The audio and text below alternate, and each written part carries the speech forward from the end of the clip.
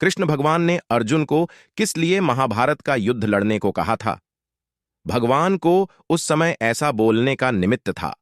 अर्जुन को मोह उत्पन्न हुआ था। क्षत्रिय धर्म होने के बावजूद वह मूर्छित हो चुका था। इसलिए मूर्छा निकालने के लिए कृष्ण भगवान ने अर्जुन को सावधान किया और कहा, तेरी मूर्छा उतार, तू तेरे धर्म में आ जा। कर्म का कर्ता या अकर्ता तू मत बनना। कृष्ण व्यवस्थित जानते थे और व्यवस्थित के नियम में जितना था उतना ही कृष्ण बोले हैं, लेकिन लोगों की समझ में नहीं आता और कहते हैं कि भगवान ज्ञानी होकर ऐसा क्यों बोले कि इन सबको मार डाल। यह तो कृष्ण का ऑन द मोमेंट का उपदेश था। कोई हमेशा के लिए यह उपदेश नहीं दिया कि मारना ही। अर्जुन को सभी रिश्तेदारों को देखकर मोह उत्पन्न हो गया था। भगवान जानते थे कि थोड़ी देर के बाद मोह उतर जाएगा, इसलिए कृष्ण भगवान ने नैमित्तिक रूप से बात की थी। उन्होंने अर्जुन से कहा, तू क्षत्रिय है और तेरे परमाणु लड़े बिना रहेंगे ही नहीं। हमें ज्ञान में यह दिख रहा है कि तेरा व्यवस्थित ऐसा है, इसलिए तू झूठा मोह मत करना। मारने के लिए मोह के बिना कार्य कर, झूठा अहंकार मत करना। श्री कृष्ण ने नेमिनाथ भगवान से दिव्य चक्षु प्राप्त किए थे। उसके बाद उन्होंने यह गीता का उपदेश दिया था। गीता में तो कृष्ण भगवान दो ही शब्द कहना चाहते हैं। वे दो शब्द लोगों की समझ में आ सकें, ऐसा नहीं है। इसलिए गीता का इतना बड़ा स्वरूप दिया और उस स्वरूप को समझने के लिए लोगों ने फिर से विवेचन लिखे हैं। कृष्ण भगवान ने खुद ने कहा है कि मैं जो गीता में कहना चाहता हूं उसका स्थूल अर्थ 1000 में से एक व्यक्ति समझ सकेगा।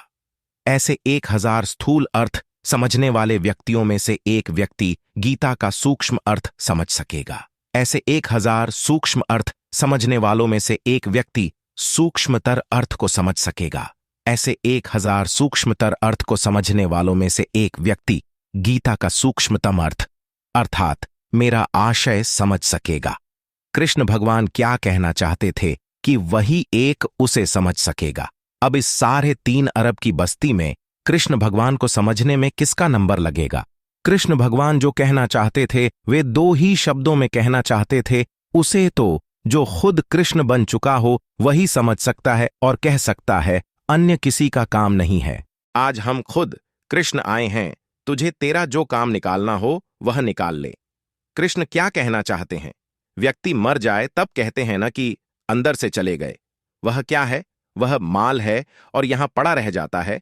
वह पैकिंग है। इन चर्म चक्षुओं से दिखता है वह पैकिंग है और अंदर माल है, मटीरियल है। There are varieties of packings. कोई आम का पैकिंग, कोई गड्ढे का पैकिंग, तो कोई मनुष्य का पैकिंग या स्त्री का पैकिंग है, लेकिन अंदर माल शुद्ध है। एक सरीखा है सभी में। पैकिंग तो भले ही कैसा भी हो, सड़ा हुआ भी हो, लेकिन व्यापारी पैकिंग की जांच नहीं करता। अंदर माल ठीक है या नहीं उतना देख लेता है। उसी तरह हमें भी अंदर के माल के दर्शन कर लेने हैं। कृष्ण भगवान कहते हैं, अंदर जो माल है वही मैं खुद हूं, वे ही कृष्ण हैं। उन्हें पहचान तो निबेड़ा आएगा तेरा। बाकी लाख जन्म भी तू गीता के श्लोक गाएगा तो भी तेरा निबेड़ा नहीं आएगा। पैकिंग और माल, इन 2 शब्दों में कृष्ण भगवान जो कुछ कहना चाहते थे वह है। और ये बुद्धिशाली लोग गीता का अर्थ करने जाते हैं, उसकी पुस्तकें निकालते हैं। मूलतः तो इन लोगों को अर्थ करना ही नहीं आता और बड़े बड़े विवेचन, टीकाएं लिखकर अर्क निकालने गए हैं, लेकिन ये तो खुद के स्वच्छंद से अपना नाम फैलाने के लिए ही करते हैं। बाकी तो 2 ही शब्दों में कृष्ण भगवान का अंतराशय समा जाता है। बेटा यदि हॉस्टल में पढ़ रहा हो तब फादर उसे खड़े शब्दों में पत्र लिखते हैं, तू पढ़ता नहीं है और मेरे पैसे बिगाड़ रहा है, सिनेमा नाटक देखता रहता है, कुछ भी नहीं करता है।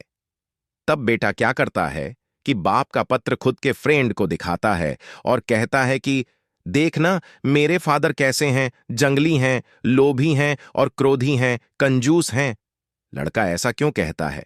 क्योंकि उसे फादर की बात समझ में नहीं आती। वह फादर का अंतराशय नहीं समझ सकता है। फादर और बेटे में मात्र 25 ही सालों का डिफरेंस है। फिर भी बाप का अंतराशय बेटा नहीं समझ पाता, तो फिर कृष्ण भगवान को गए तो 5000 साल हो गए। तो 5000 साल के डिफरेंस में कृष्ण भगवान का अंतराशय कौन समझ सकेगा? उनका अंतराशय कौन बता सकेगा? वह तो जो खुद कृष्ण भगवान हैं वे ही बता सकते हैं। महावीर के अंतराशय की बात कौन बता सकता है? वह तो जो खुद महावीर हैं वे ही बता सकते हैं। महावीर का भी तो 2100 साल का डिफरेंस हो चुका है। पहले के जमाने में तो 25 साल के डिफरेंस में बाप का अंतराशय बेटा समझ जाता था, जबकि आज तो 25 साल के अंतर में अंतराशय समझने की शक्ति नहीं रही है। तो फिर कृष्ण की बात किस तरह समझ में आएगी? अभी गीता के बारे में बहुत कुछ लिखा जा रहा है, लेकिन लिखने वाला उसमें से एक बाल बराबर भी नहीं समझता। ये तो ऐसा है कि अंधे को मिला अंधा, बोरे में मिला तिल से तिल, न रहा तिल न ही रही घाणी, उसके जैसा है। हाँ, वह गलत नहीं है, करेक्ट है, लेकिन वह बात फर्स्ट स्टैंडर्ड के मास्टर जैसी है और वह ठीक है। यहां हमारे पास कैसी बात होती है? कॉलेज के अंतिम साल की बात है। जैसे उसमें फर्स्ट स्टैंडर्ड की बात होती है, वैसे ही इसमें गीता के विवेचन की बात होती है। सिर्फ ज्ञानी पुरुष के पास ही सर्व शास्त्रों की यथार्थ बात मिल सकती है। संसारिक कर्मों के विषय में कहा है कि जो व्यक्ति जिस वर्ण, क्षत्रिय, वैश्य, ब्राह्मण, शूद्र में उत्पन्न है, उसके कर्म में पाप भी समाया है। जैसे ब्राह्मण हवन आदि करता है, उसमें जलने वाली अग्नि में सूक्ष्म जीवों की हिंसा होती है। वैश्य अपने खेत की पृथ्वी को हल या ट्रैक्टर से गुड्ढाई करता है, उससे जमीन में कीड़े मकोड़े यानी भिन्न भिन्न प्रकार के जीव मरते हैं। क्षत्रिय युद्ध में हिंसा करता है तथा सर्व वर्णों के व्यक्ति भोजन तैयार करते हैं, उसमें भी जीव हिंसा होती है। शूद्र साफ सफाई आदि आदि सेवा करता है। झाद्धू से सूक्ष्म जीव मरते हैं, इसलिए जैसे अग्नि में धुआं होता है, धुएं के कारण अग्नि जलाना नहीं छोड़ा जा सकता। इसी प्रकार सर्व वर्णों के कर्मों में अग्नि में धुएं की तरह पाप भी होते हैं, परंतु ये कर्म शास्त्रोक्त तथा परमात्मा के आदेश होने से त्यागे नहीं जा सकते। इनको करते करते परमात्मा की भक्तिपूर्ण सद्गुरु यानी तत्वदर्शी संत से दीक्षा लेकर करने से पाप कर्म नहीं लगते। जैसे चालक प्रमाण पत्र वाले चालक से यदि दुर्घटना हो जाती है तो वह सीधा दोषी नहीं होता। यह नहीं कहा जा सकता कि इसको गाड़ी चलानी नहीं आती, जिसके पास ड्राइविंग लाइसेंस नहीं है, यदि उससे दुर्घटना हो जाए तो वह सीधा दोषी है। इस श्लोक में भी गीता ध्यानदाता से अन्य परमात्मा की भक्ति करने वाले की स्थिति बताई है। इसलिए उपरोक्त श्लोक 47 में भक्ति करने वाले धार्मिक कर्मों का ज्ञान है। इस श्लोक में कहा है, सर्वत्र आसक्ति रहित बुद्धि वाला, स्पृहा रहित यानी संग्रह न करने वाला तथा बुरे कर्मों को न करने वाला, जिसने अपनी आत्मा को ज्ञान से अनुचित कर्मों को न करने के लिए तैयार कर लिया है, वह आत्म विजयी तत्वज्ञान के द्वारा संन्यास की परिभाषा जानकर कर्म न त्याग कर, बुराइयां त्याग कर भक्ति करने वाले द्वारा पराम काल ब्रह्म से अन्य श्रेष्ठ मुक्ति को प्राप्त होता है, जिससे नैष्कर्म्य सिद्धम सर्व पाप कर्म नष्ट होने पर मुक्ति होती है। उस सिद्धि को प्राप्त होता है। नैष्कर्म्य मुक्ति को प्राप्त प्राणी को सत्यलोक प्राप्त है। सत्यलोक में उस सिद्धि यानी भक्ति के कारण प्राप्त आध्यात्मिक शक्ति को जिस प्रकार से प्राप्त होकर साधक ब्रह्म परमात्मा को प्राप्त होता है, उस ज्ञान को हे कुंती पुत्र तू मुझसे समझ। इसमें बताया है कि तत्व ज्ञान से विशुद्ध हुई बुद्धि से युक्त तत्वदर्शी संत का शिष्य खाने पीने में संयम रखता है, विकारों से परहेज करता है, अच्छी धारणा वाला तथा एकांत प्रिय होता है, संयमी बनकर बोलने में भी संयम रखता है, राग द्वेष से दूर, काम, क्रोध, घमंड, अहंकार, परिग्रह यानी संग्रह का आदि का परित्याग करके निरंतर परमात्मा के विषय में विचार यानी ध्यान रखकर ध्यान यज्ञ करता हुआ शांत स्वभाव वाला साधक गीता ज्ञानदाता से अन्य सच्चिदानंद घन ब्रह्ममय यानी पूर्ण परमात्मा को प्राप्त करने के लिए योग्य होता है। परमात्मा प्राप्ति के योग्य हुआ साधक न तो हानि होने पर शोक करता है, न इस संसार की वस्तुओं की इच्छा करता है। सर्व प्राणियों के प्रति संभाव रखने वाला मेरे वाली भक्ति से पराम अन्य वास्तविक भक्ति को प्राप्त हो जाता है। प्रथम मंत्र जो 7 नाम का है, उसके जाप से साधक गीता अध्याय 18 श्लोक 51 से 45 में बताए विकार रहित हो जाता है। उसके पश्चात 2 नाम का जाप दिया जाता है, उसमें एक ओम AUM नाम भी जाप करने का दिया जाता है। यह काल ब्रह्म यानी क्षर पुरुष अर्थात गीता ध्यान देने वाले की वास्तविक भक्ति का नाम है। इसलिए इस अध्याय 18 के श्लोक 44 में गीता ज्ञान दाता काल ब्रह्म ने अपनी भक्ति कहा है। अपनी भक्ति से अन्य वास्तविक भक्ति की प्राप्ति योग्य होने की बात कही है। इसी अध्याय 18 के श्लोक 36 में स्पष्ट किया है कि मेरी इस भक्ति यानी AUM नाम के जाप के करने वाली की रक्षा मैं करता हूं। मेरे संरक्षण में मेरे में भी श्रद्धा रखने वाला मेरी कृपा यानी AUM नाम की भक्ति के सहयोग से अविनाशी धाम को प्राप्त होता है। अर्जुन कहता है कि मैं आपकी शरण में ही रहूंगा, अर्थात आपकी जो आज्ञा वही करूंगा, मैं युद्ध करूंगा। इसीलिए अर्जुन को काल भगवान पाप मुक्त नहीं कर सका, क्योंकि वह नादान अर्जुन काल की शरण में रहा। अर्जुन भी बेचारा क्या करे, प्रथम तो इतना डराया कि कांपने लग गया, फिर उस परमात्मा को प्राप्त करने का मार्ग काल भगवान ने नहीं बताया, मंत्रा तथा यज्ञों का करना बताया, जो उस परमात्मा को पाने का नहीं है बल्कि काल जाल में ही रहने का है। इसलिए तो अर्जुन पाप मुक्त नहीं हुआ। चूंकि प्रमाण है कि युद्ध में विजय के उपरांत राजा युधिष्ठिर को बुरे स्वप्न आने लगे। तब भगवान कृष्ण ने उन्हें एक यज्ञ की सलाह दी कि यज्ञ करो, तुम्हारे युद्ध में किए पाप कर्म दुखी कर रहे हैं। जबकि अर्जुन तो उन्हें अजम अनादि तथा सर्वभूतों प्राणियों का महान भगवान मानता ही था। प्रमाण के लिए देखें अध्याय 10 के श्लोक 12 से 14 तक, क्योंकि अर्जुन ने तो उनका काल विराट रूप अपनी आंखों से देखा था। यह तो हो ही नहीं सकता कि अर्जुन काल ब्रह्म को सर्व प्राणियों का महान ईश्वर व अजन्मा अनादि न मानता हो। फिर पाप कर्म जो युद्ध में हुए थे को समाप्त करने की सलाह स्वयं भगवान कृष्ण ने दी थी कि तुम अंतिम श्वास तक हिमालय में जाकर तप करो तथा वहीं शरीर समाप्त कर दो। तुम्हारे पाप जो युद्ध में हुए थे समाप्त हो जाएंगे। चारों पांडवों का शरीर हिमालय की बर्फ में शरीर गलकर नष्ट हो गया, साथ में द्रौपदी तथा कुंती का भी, तथा 5वें युधिष्ठिर का केवल पंजा गला। चूंकि युधिष्ठिर ने झूठ बोला था कि अश्वत्थामा द्रोणाचार्य का पुत्र मर गया, जबकि अश्वत्थामा मरा नहीं था। शास्त्रों में मोक्षदा एकादशी के नाम से जाना जाता है, क्योंकि इस एकादशी के दिन व्रत रखकर भगवान विष्णु की पूजा एवं दान करने से व्यक्ति मोक्ष का अधिकारी बनता है। इस एकादशी का विशेष महत्व इसलिए है क्योंकि इसी दिन भगवान श्री कृष्ण ने अर्जुन का मोह भंग करने के लिए मोक्ष प्रदायिनी श्रीमद् भगवद गीता का उपदेश दिया था। इसीलिए इस दिन को गीता जयंती के नाम से भी जाना जाता है। श्रीमद् भगवद गीता में 18 अध्याय हैं। गीता के 11वां अध्याय में भगवान श्री कृष्ण के द्वारा अर्जुन को विश्वरूप के दर्शन का वर्णन किया गया है।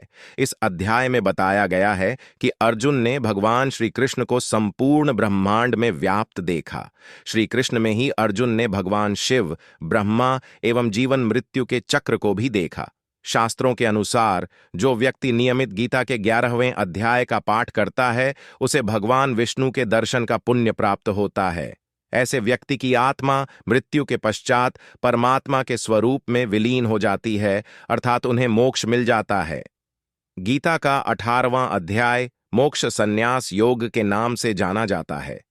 जो व्यक्ति समय के अभाव में संपूर्ण गीता का पाठ नहीं कर पाता है, वह केवल 18वें अध्याय का पाठ करें तो उन्हें संपूर्ण गीता पाठ का लाभ मिल जाता है। शास्त्रों में बताया गया है कि गीता जयंती के दिन श्रीमद् भगवद गीता की पूजा करके आरती करनी चाहिए। इसके पश्चात गीता का पाठ करना चाहिए। इससे महापुण्य की प्राप्त होती है। गीता पाठ का पुण्य प्राप्त करने के लिए यह भी ध्यान रखना चाहिए कि गीता मनुष्य को आदर्श जीवन जीने की सलाह देता है। व्यक्ति को गीता का पाठ करके इसके ज्ञान को अपने जीवन में भी अपनाना चाहिए, तभी गीता के पाठ का लाभ मिलता है। भगवद गीता से कुछ महत्वपूर्ण सीख हमें मिलती है जो हमें अपने दैनिक जीवन में अनुसरण करने चाहिए। श्रीमद् भगवद गीता में भगवान श्री कृष्ण हमें यह समझाते हैं कि कैसे हार जीत की भावनाओं, अन्य भविष्य के डर से हमें मुक्त होना है और कैसे अपने दैनिक जीवन को सुख से जीना है। भगवद गीता हिंदू धर्म के प्रमुख ग्रंथों में से एक है जो मन, शरीर और आत्मा की जीवन शैली के लिए मार्गदर्शन प्रदान करता है। भगवद गीता मात्र एक कहानी नहीं है। आज के सामाजिक प्रवेश से इसे कई तरीके से जोड़ा जा सकता है। अर्जुन जिनके पास सब कुछ था, सुख, समृद्धि और एक खुशहाल परिवार, देखते ही देखते सब कुछ खो बैठे और उन्हीं सब वस्तुओं को वापस पाने के लिए उन्हें अपनों से ही युद्ध करना पड़ा। वह उस स्थिति में थे जहां उन्हें सब कुछ खोने के गम में जीते हुए अपनों के सामने खुद को विजेता साबित करना था। इतना ही नहीं, उन्हें अपने मन में कई शंकाओं और भय से जूझना पड़ा कि क्या करना सही था और निकट भविष्य में वह क्या खो देंगे। यही सब भय और शंका जो उस समय उनके मन में चल रही थी, आज कहीं ना कहीं हम सब के अंदर मौजूद है। हम सभी बीती बातों का दुख और आने वाले कल का डर रखते हैं। जैसे एक व्यापारी जिसने अपना व्यवसाय खो दिया है, वह सब कुछ खोने के बारे में दुखी होगा। वहीं एक उद्यमी जो कुछ नया करने की कोशिश कर रहा है, उसे असफलता का डर रहेगा। इसका मूल कारण हमारे अपने लोग या हम जिस समाज में रहते हैं वह हो सकता है। सामाजिक क्षेत्र में हम अपने आप को विजेता साबित करने के लिए लगातार प्रयास कर रहे हैं, जिसका परिणाम मानसिक रूप से टूटना हो सकता है। जीवन के निर्देशक के रूप में भगवद गीता से कुछ महत्वपूर्ण सीख हमें मिलती है, जो हमें अपने दैनिक जीवन में अनुसरण करने चाहिए। श्रीमद् भगवद गीता में भगवान श्री कृष्ण हमें यह समझाते हैं कि कैसे इन हार जीत की भावनाओं, अन्य भविष्य के डर से हमें मुक्त होना है और कैसे अपने दैनिक जीवन को सुख से जीना है। भगवद गीता में हम देखते हैं कि अर्जुन जिनके पास मात्र श्री कृष्ण है, वह कैसे विजय प्राप्त करते हैं और दुर्योधन के सामने जिनके पास अक्षौहिणी सेना और अनगिनत सलाहकार है, वह हार जाता है। आप में से कई सवाल करेंगे कि यह संभव कैसे है? कैसे अर्जुन अकेला ही इतनी विशाल सेना से विजय प्राप्त कर सकता है? इस प्रश्न का जवाब देते हुए श्रीमद् भगवद गीता कहती है, सनात्मा अर्थात दुर्योधन जो अपने सभी सलाहकारों से सलाह लेना चाह रहा है, जिसे अपनी ही बुद्धि, विवेक, निर्णय और परिश्रम पर संदेह है, क्योंकि वह असत्य के साथ है, वह कभी युद्ध नहीं जीत सकता, चाहे सेना कितनी भी विशाल और ताकतवर क्यों ना हो। जबकि अर्जुन जो अपनी भावनाओं को नियंत्रित करते हुए और खुद पर विश्वास करते हुए भगवान श्री कृष्ण के बताए हुए मार्ग पर चलते हैं, वह अकेले युद्ध जीतने की क्षमता रखता है।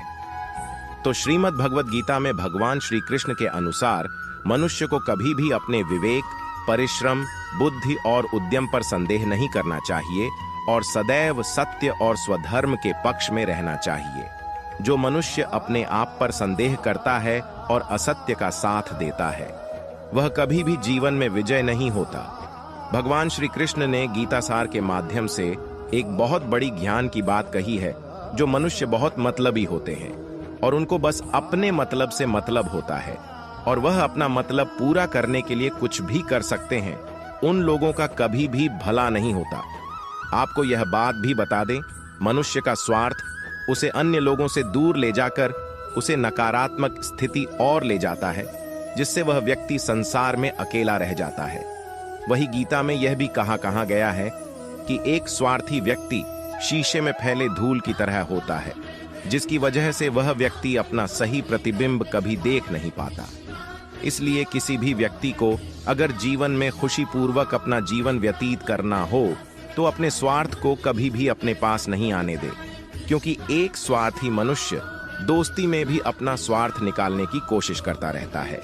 इसलिए जीवन में ऐसा मनुष्य बने जो अपने साथ साथ लोगों की भलाई के बारे में भी सोचे, तभी जाकर वह मनुष्य एक सफल और खुशीपूर्वक अपना जीवन व्यतीत करता हुआ नजर आता है। ईश्वर हमेशा ही अपने भक्तों का साथ देते रहते हैं। जो मनुष्य इस प्रभावशाली सत्य को मान लेता है, तो उसका जीवन पूरी तरह से बदलता हुआ उसे महसूस होता है, क्योंकि संसार का निर्माण भगवान ने ही किया है और वही इस पूरे संसार को चला रहे हैं। इंसान तो बस एक कठपुतली है जो भगवान के इशारों पर चल रही है। इसलिए मनुष्य को कभी भी अपने भविष्य और वर्तमान की चिंता नहीं करनी चाहिए, क्योंकि भगवान उनकी हर एक विकट परिस्थिति में उनका साथ देते हैं और हमें मुश्किल से बाहर निकालते ही है। इसलिए हम सबको ईश्वर पर सदैव भरोसा रखना चाहिए। यह जानना निश्चित रूप से सार्थक है कि मन को कैसे नियंत्रित किया जाए। भगवान कृष्ण भगवद गीता में कहते हैं कि मन को निरंतर अभ्यास और वैराग्य द्वारा नियंत्रित किया जा सकता है। भगवद गीता में उनका कहना है कि मन अपनी चंचलता और अस्थिरता के कारण जहां भी और जब भी भटकता है, हमें उसे वापस आत्मा के नियंत्रण में लाना चाहिए। मन तो बच्चे जैसा है। एक बच्चा हर चीज की ओर आकर्षित होता है। यह सब कुछ चाहता है, लेकिन सभी चीजें इसके लिए अच्छी नहीं है। कुछ चीजें हानिकारक भी होती हैं, इसलिए माता पिता को अनुशासन में रहना चाहिए। कभी कभी बच्चा क्रोधित हो जाता है और रोने लगता है, लेकिन माता पिता उसे सबसे अच्छी चीज देने के लिए प्रतिबद्ध होते हैं। भले ही पहली बार में वह बच्चे को असहज गुस्से पर काबू करना सीखना चाहिए।